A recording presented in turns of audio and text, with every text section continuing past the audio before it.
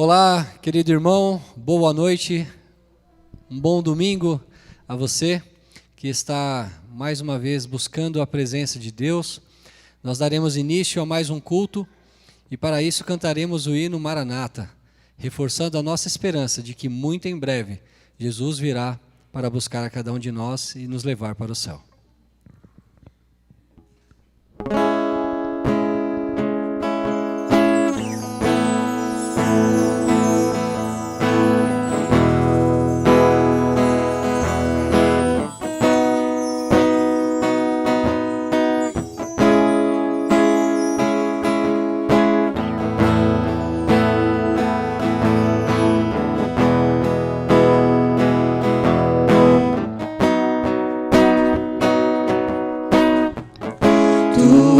A minha luz, a minha salvação, e a ti me renderei.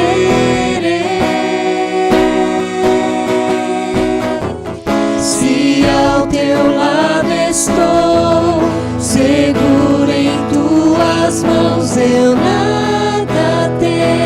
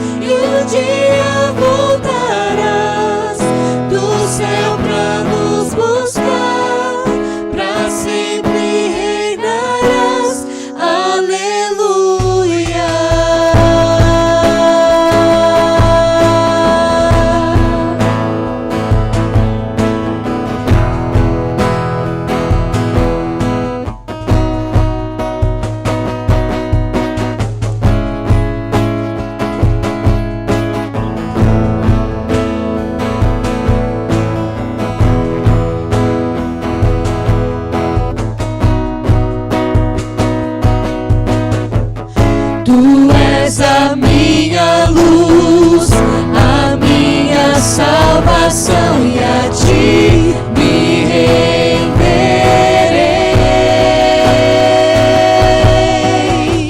Se ao teu lado estou, seguro em tuas mãos, eu nada temerei.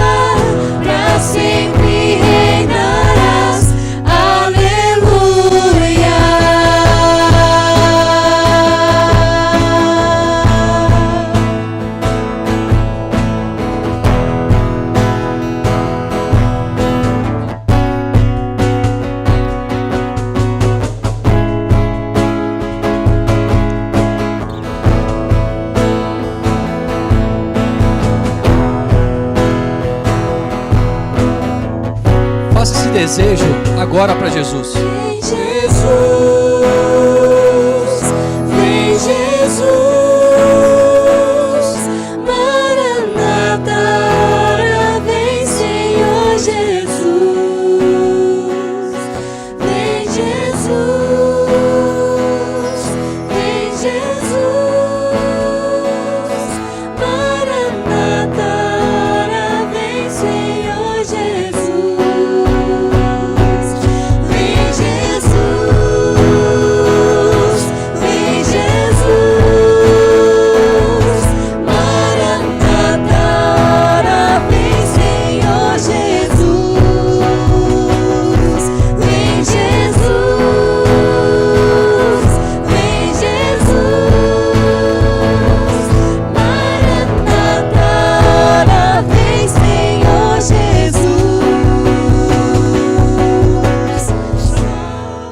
Em ti confiarei, eu nada temerei, em frente eu irei, pois eu sei que vive estás, e um dia voltarás do céu pra nos buscar, pra sempre reinarás, aleluia.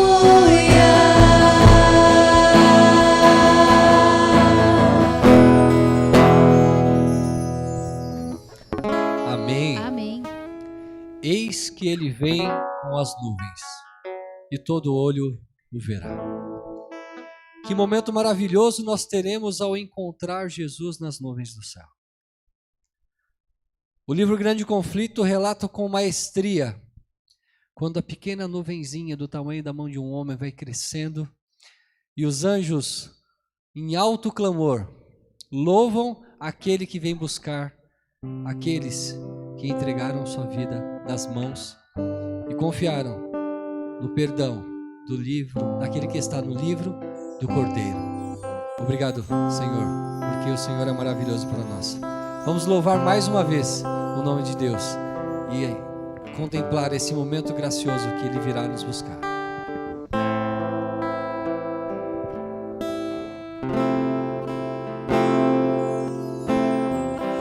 Andei tão cego, sem rumo certo, buscando a paz e descanso.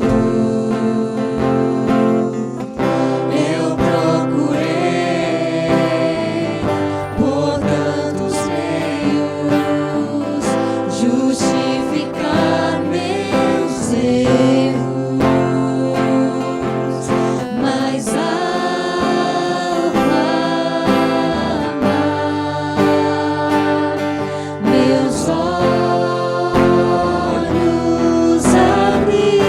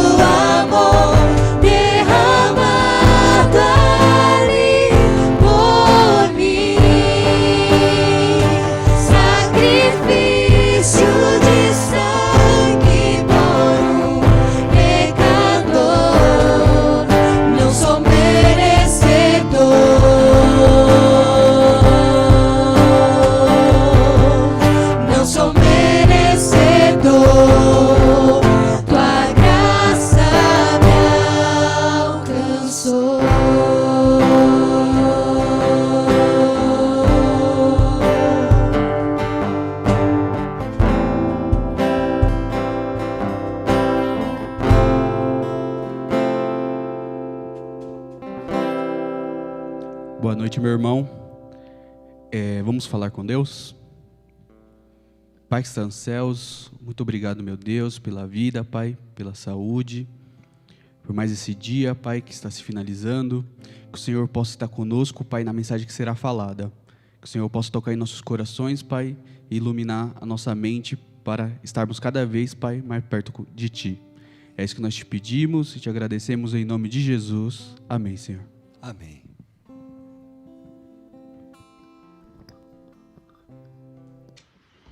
Olá, família muito amada de Deus, boa noite para você. Início de semana e nada melhor do que a gente se reunir em torno da Bíblia. A gente não pode estar junto, a gente não pode estar no mesmo lugar, mas a gente se reúne em torno da palavra de Deus para podermos buscar conhecer qual é a vontade de Deus para a nossa vida. Isso é muito bom. E a nossa série a respeito do livro de Daniel tem sido de fato uma bênção. O Senhor Deus tem falado ao nosso coração, trazendo as revelações espetaculares através das profecias, através das histórias do livro de Daniel. E hoje não vai ser diferente. A gente vai acompanhar aqui uma das histórias mais espetaculares do livro de Daniel, história extremamente conhecida, extremamente amada. Hoje você e eu entraremos na cova dos leões com Daniel. Feche os olhos, vamos fazer uma oração antes de estudarmos a palavra do Senhor.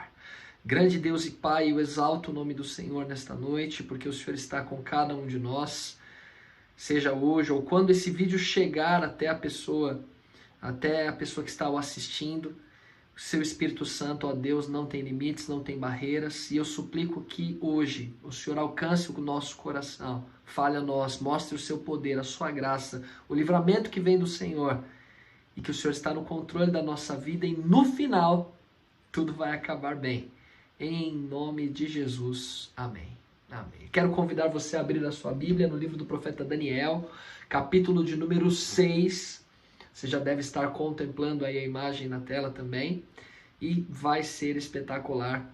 Não perca nenhum detalhe, tá bom? Acompanhe aí na sua Bíblia também. Vá observando os detalhes da história. O Espírito Santo tem a falar a você.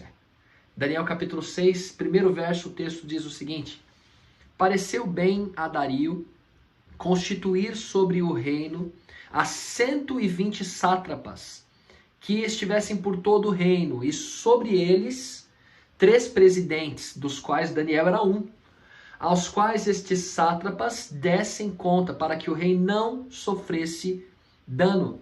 Nós estudamos a respeito da queda de Babilônia no domingo passado, e vimos que foi um império constituído pela união de 2 reinos, os Medos, de Dario, e os persas, do grande Ciro.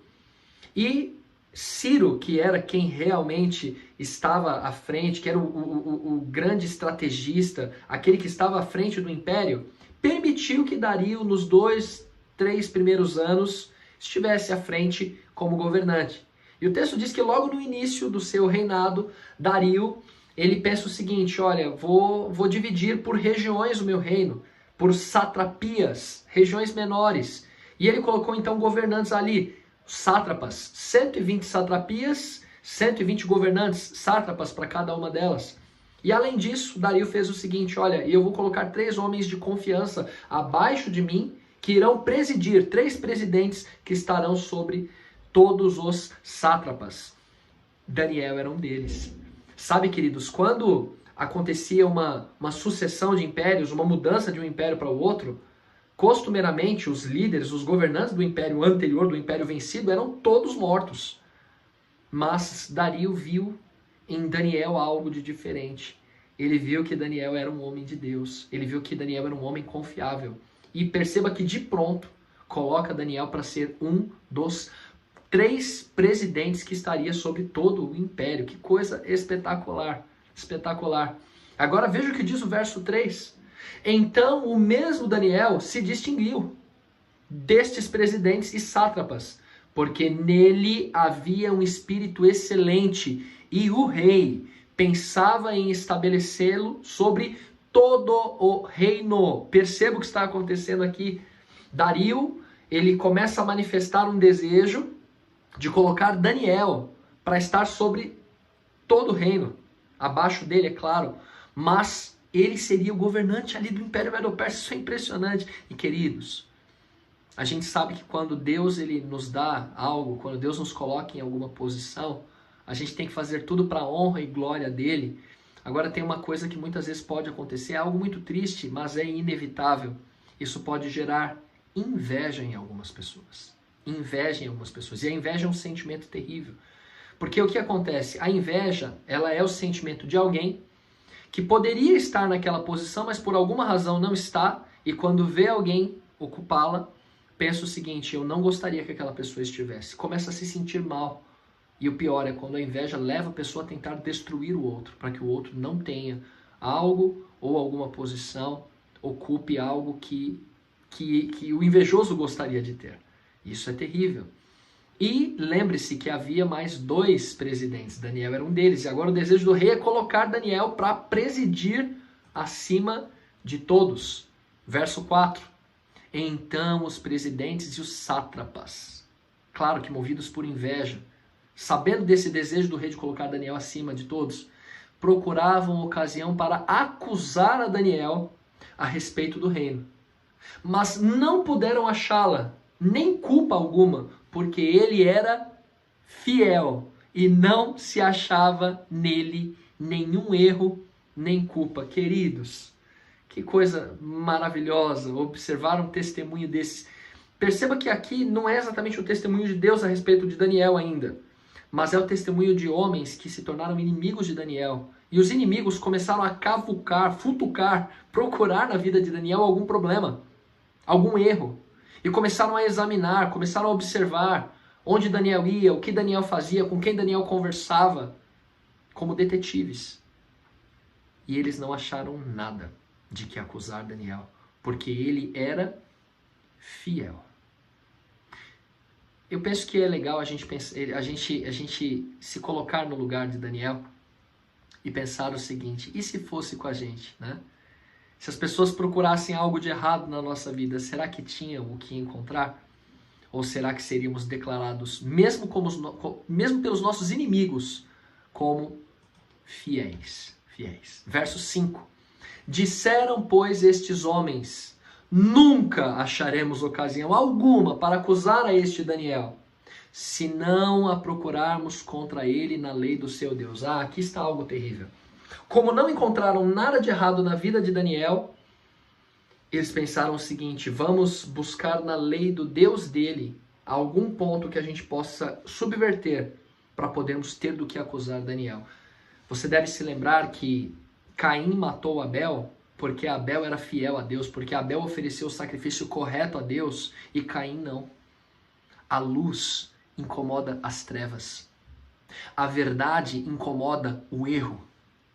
Quando um filho de Deus faz o que é certo, isso vai gerar, por parte daquele que não quer fazer o que é certo, perseguição ao filho de Deus. E isto é terrível. Então, se você por alguma razão estiver sendo perseguido por ser fiel a Deus, saiba que isso é algo que infelizmente acontece, mas é um bom sinal, significa que você está no caminho certo, não se desvie por nada. E note que eles vão buscar na lei de Deus algum ponto para inverter. Queridos, nós já vimos alguma coisa aqui, vamos ver mais para frente ainda, que no conflito final, a perseguição final que haverá antes da volta de Jesus, mais uma vez, os homens tentarão distorcer a lei de Deus e perseguirão os filhos de Deus fiéis por estarem vivendo de acordo com os mandamentos de Deus. Hoje você é fiel no pouco? Será que hoje eu sou fiel no pouco? A Bíblia diz que quem não é fiel no pouco não é fiel no muito. Eu penso que vale aí uma análise de vida para cada um de nós. Verso 6, acompanhe comigo. Então estes presidentes e sátrapas foram juntos ao rei e lhe disseram: ó rei Dario, vive eternamente. Todos os presidentes do reino, os prefeitos e sátrapas, conselheiros e governadores, concordaram em que o rei estabeleça um decreto e faça firme o edito, que todo homem que por espaço de 30 dias fizer petição a qualquer deus ou qualquer homem e não a ti, ó rei, seja lançado na cova dos leões. Primeiro, eles estão mentindo. Eles dizem que todos os governantes, todos os presidentes e todos os outros governantes se reuniram. Mentira, Daniel não participou dessa reunião. Foi na surdina. Eles fizeram pelas costas de Daniel. Então eles chegam para o rei e dizem, todos nós concordamos aqui com o seguinte, ó, é o seguinte, ó rei. A gente chegou à conclusão que o senhor não é só um rei para nós. Sabe? O senhor não é só um rei. Na verdade, o senhor é um Deus para nós. E a gente quer se curvar perante o Senhor. E até no que diz respeito à nossa vida espiritual, agora o Senhor é o responsável. Então qualquer petição só pode ser feita para o Senhor. E qualquer homem que não fizer desse jeito por 30 dias, precisa ser jogado aos leões. Uau!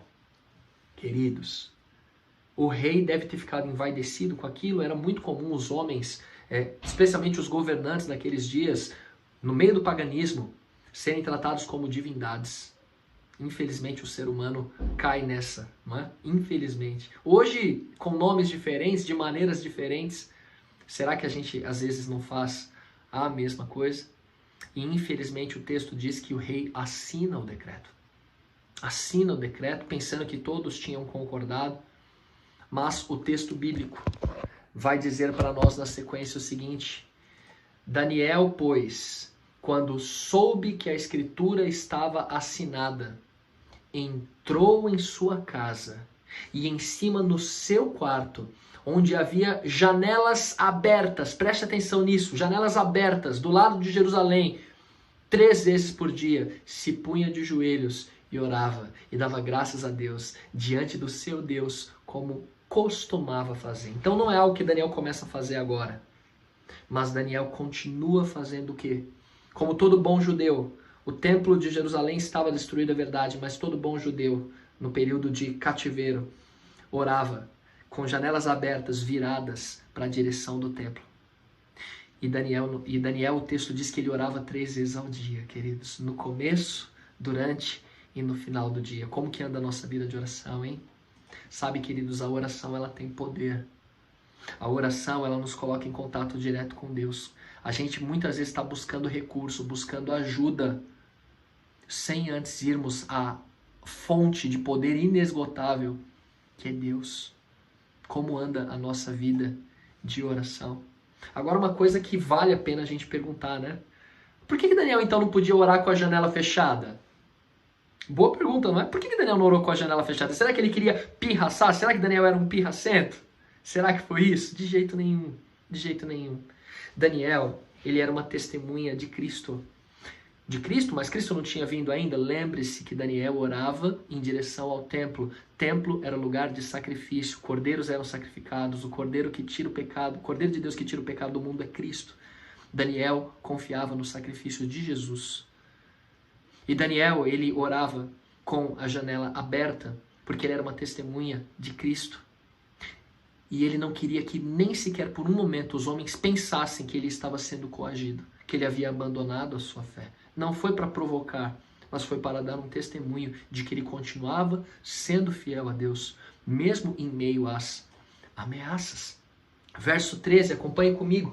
Então responderam e disseram ao rei: esse Daniel, que é dos exilados de Judá, olha eles tentando diminuir Daniel, não faz caso de ti, ó rei, nem do interdito que assinaste antes, 3 vezes por dia faz a sua oração.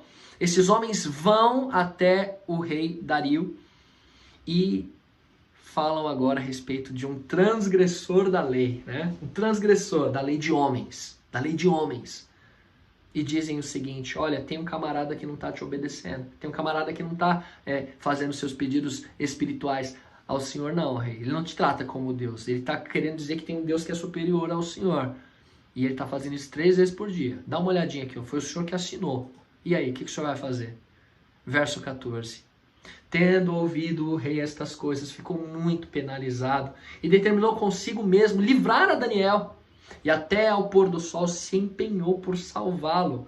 Queridos, o rei Dario já tinha tido contato com Daniel, o testemunho de Daniel, e até simpatizava com o Deus de Daniel. E ele queria livrar Daniel dessa. Ele queria livrar Daniel, então ele tentou, conversou com um, conversou com outro. Mas tem uma coisa que você já deve ter ouvido falar: leis de Medos e Persas não volta atrás.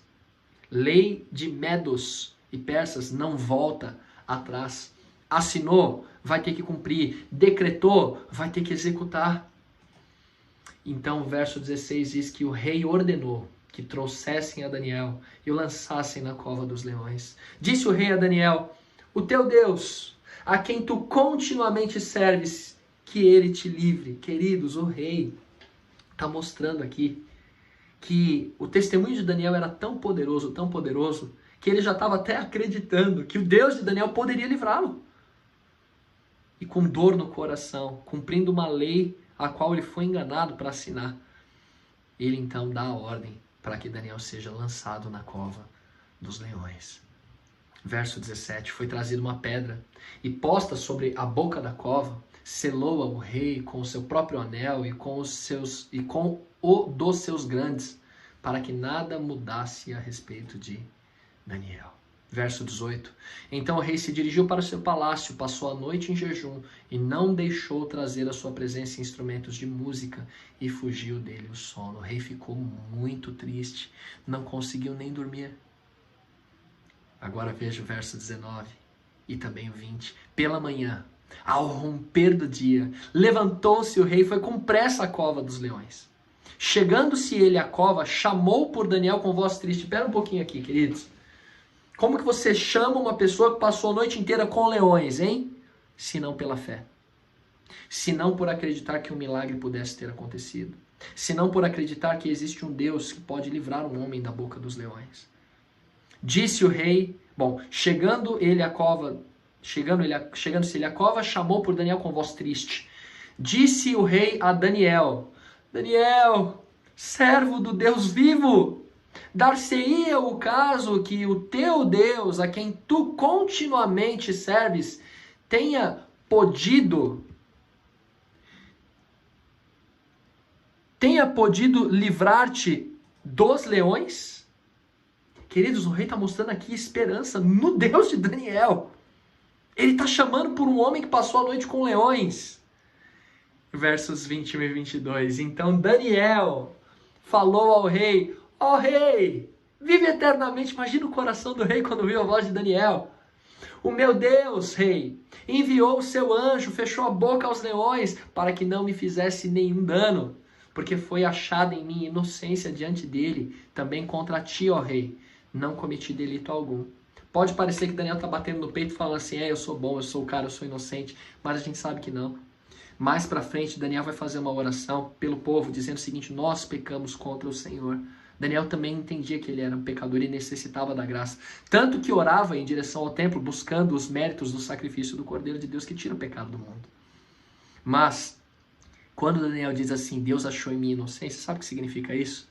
Daniel estava dizendo assim: eu aceitei a graça de Deus. E o Cordeiro de Deus que tira o pecado do mundo, o Filho de Deus, nós sabemos que é Jesus Cristo. Jesus vivia em Daniel. E como Paulo disse: já não sou eu quem vive, mas Cristo vive em mim. Quando Deus olha para nós, queridos, não tem inocente nenhum nesse mundo. Todos pecaram e carecem da glória de Deus. Mas se Deus vir em nós, Cristo vivendo em nós, Ele não vai considerar o Hugo. Se ele vir Cristo em mim, ele vai me considerar inocente, porque Cristo é inocente. Foi isso que Deus viu em Daniel, e é isso que Daniel está dizendo.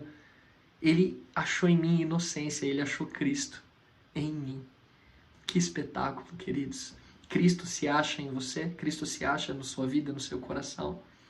Cristo pode ser enxergado em você. Quando Deus ele olha para você, que ele vê um pecador perdido ou ele vê um pecador redimido pela graça de Deus.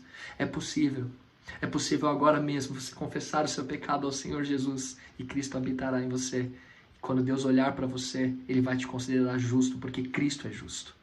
Daniel 6:23. Então o rei se alegrou sobremaneira, mandou tirar o Daniel da cova. Assim foi tirado Daniel da cova, e nenhum dano se achou nele, porque crera no seu Deus. Verso 24. Ordenou o rei, e foram trazidos aqueles homens que tinham acusado a Daniel, e foram lançados na cova dos leões. Eles, seus filhos, suas mulheres, e ainda não tinham chegado ao fundo da cova, e já os leões se apoderaram deles, e eles esmegalharam todos os ossos. Que terrível.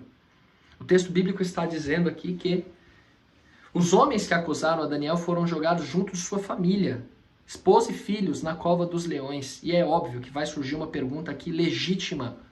de toda pessoa que é sincera, de toda pessoa que é racional, que não passa por alto qualquer coisa, mas que presta atenção no que está escrito. O texto está dizendo o seguinte, que quer dizer então que Deus permitiu que homens fossem lançados, mas as mulheres que não tinham culpa de nada e os filhos inocentes também foram lançados? Bom, primeiro a gente tem que entender aqui que quem está executando esse juízo não é Deus. Quem está lançando aqui, neste caso, é Dario que deu a ordem. Ordenou o rei, não foi Deus que ordenou. Isso é importante notar. Mas sim, existem outras ocasiões que é o próprio Deus que ordena que inocentes, aparentemente inocentes, morram também. Sabe, queridos, quando Cristo voltar, a Bíblia diz que chegará um momento, depois de um período de 1000 anos, quando a gente avaliar todas as coisas, verificar se Deus foi justo ou não em cada caso de pessoas que se perderam, nós iremos declarar, por livre e espontânea vontade, não é forçado, nós não somos robôs, mas vamos declarar o seguinte sobre Deus: justos e verdadeiros são os teus caminhos, ó Rei das Nações. Hoje tem muita coisa que a gente não entende, mas tem uma coisa que a gente pode deduzir aqui com isso. Deus, que é onisciente, que conhece o futuro, se em algum momento ele permitir que aparentemente um inocente morra, é porque ele conhece o futuro. Ele consegue ver quem futuramente tem como se arrepender e quem não irá. Lembram-se do dilúvio? O Senhor Deus executou o dilúvio e morreu a humanidade toda, com exceção de Noé e sua família. Com exceção de Noé e sua família. E detalhe, o pecado é como um câncer. Se Deus não tivesse realizado esse juízo lá atrás, você e eu não estaremos aqui hoje. Noé teria morrido, fechado os olhos, a impiedade teria tomado conta do mundo e não sobraria um que aceitaria a graça de Deus. Então Deus, ele conhece o futuro. Sabe, queridos, a gente muitas vezes a gente tem o nosso senso de justiça e às vezes a gente acha que o nosso senso de justiça é até melhor que o de Deus. Eu penso que nessa situação, sim, a gente tem que ser racional, a gente tem que, sim, não tem problema nenhum em a gente perguntar. Mas Deus se mostrou em muitas situações e tem se mostrado amoroso. E Deus não tem prazer na morte do ímpio. Se em alguma ocasião isso acontece, isso for acontecer, e vai acontecer, e já aconteceu, é porque realmente não havia possibilidade de arrependimento. E Deus, no futuro, vai mostrar para nós cada caso, cada situação. Hoje nós podemos confiar que Deus é amor. Amor. Daniel 6, versos 26 e 27. Agora é o rei Dario fazendo um outro decreto. E olha o que ele vai fazer, um outro decreto. Faço um decreto pelo qual em todo o domínio do meu reino os homens tremam e temam perante o Deus de Daniel, porque ele é o Deus vivo e que permanece para sempre. Seu reino não será destruído, seu domínio não terá fim. Ele livra e salva, faz sinais, maravilhas no céu e na terra. Foi ele quem livrou a Daniel do poder dos leões. Queridos, é um rei pagão, exaltando, louvando o nome de Deus, por causa do testemunho de um homem que foi fiel a Deus até o fim. A gente não sabe o futuro de Dario, não é? A gente não sabe o que ele decidiu depois. Mas que testemunho poderoso. Ele teve a oportunidade de ver o Deus que livra, que salva e reconhecer isso. Você conhece o Deus que livra, o Deus que salva, que faz sinais e maravilhas no céu e na terra? Você conhece esse Deus? Quando a gente é fiel a Deus, a gente experimenta situações nas quais a gente conhece quem é este Deus, mas só quando a gente permanece fiel. Verso 28. Daniel, pois, prosperou no reinado de Dario e no reinado de Ciro, o persa. Daniel continuou sendo abençoado.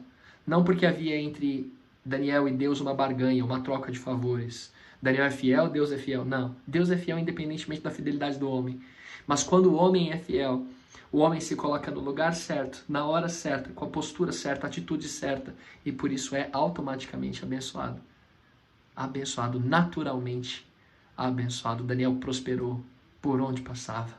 Sabe, queridos, o caráter cristão é desenvolvido quando a fé é provada. É no momento de provação que a nossa fé, ela se mostra. É no momento em que a escuridão toma conta, que as estrelas brilham, não é enquanto está claro. Sabe, é nas horas de dificuldade que se mostra em quem nós confiamos.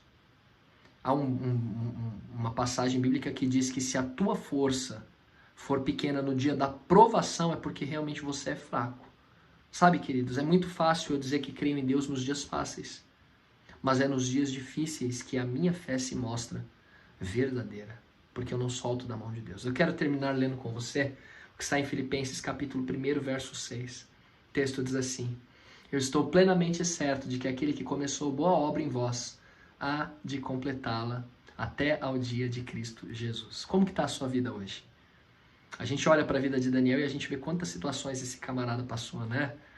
Desde moço perdendo família, familiares assassinados mandados ali pelo rei Nabucodonosor. Soldados mandados levaram a família de Daniel, levam Daniel do seu local de nascimento. Ele vai embora de Jerusalém, fora do seu país agora, numa nação pagã, mas ele continua sendo fiel a Deus. E tanta coisa que Daniel passou, não é? Quando Daniel passou por essa experiência, ele já tinha aí os seus 90 anos, essa experiência de ser lançado na cova dos leões. Não foi como um menino. Isso significa que as provas da vida, elas vêm a qualquer momento, meu irmão e minha irmã que está assistindo nesse momento. Você talvez esteja se perguntando, não vai parar não? Não vai parar de doer? Não vou parar de sofrer? Não vai parar de ver dificuldade? Jesus falou, no mundo tereis aflições. No mundo tereis aflições. Mas se tem algo que a gente aprende com a história de Daniel é o seguinte, é que no final tudo termina bem. Pois é, querido. Pois é, querida. Se não chegou ao final ainda, se não está bem ainda, porque não chegou no final. É isso. Quando a gente olha para a nossa vida ela é como se fosse um livro, não é? Só que se você ler o começo, o meio e até perto do final, às vezes você não vai entender. Somente quando chegar ao final, realmente, você olhar para trás, você vai falar, ah, entendi, hein? Sabemos que todas as coisas cooperam para o bem daqueles que amam a Deus. Deus está trabalhando na sua vida, Ele é o grande autor. O que devemos fazer é permanecer fiéis a Ele, e Ele conduzirá a nossa história até o final que Ele deseja. Que Ele deseja. E que é o que desejamos também, paz, alegria, felicidade, vida eterna, unidos a pessoas que amamos e acima de tudo ao nosso Deus, contemplando a face do nosso Senhor e Salvador, Jesus Cristo. Deus começou uma obra na sua vida e Ele vai completá-la. A gente tem que parar de atrapalhar, deixar Deus agir, sermos fiéis a Ele, e o que a gente não puder fazer, Deus vai realizar na minha e na sua vida. Que o Senhor Deus te abençoe e te guarde. Vamos orar? Querido Pai Celestial, obrigado por nos mostrar essa história tão espetacular e através dela tirarmos lições preciosas para a nossa vida, de que vale a pena sermos fiéis, de que vale a pena, ó Deus, conhecermos quem é o Senhor, te amarmos acima de tudo, porque é maravilhoso, ó Deus, é libertador o relacionamento com o Senhor. Conhecereis a verdade vos libertará. O Senhor Jesus Cristo, Ele disse, eu sou o caminho, a verdade e a vida, ninguém vai ao Pai senão por mim. Queremos te conhecer, ó Deus. Apresente-se a nós por meio de Cristo, por favor, e ajuda-nos a sermos fiéis a Ti. Ajuda-nos a Te amarmos acima de todas as coisas, porque nem isso a gente consegue sozinho. E que o Seu amor maravilhoso por nós nos mova a cada dia para sermos testemunhas do Senhor. Guarda cada um de nós, a dos nossos queridos também, até mesmo aqueles que nos perseguem. Oramos em nome de Jesus. Amém. Amém.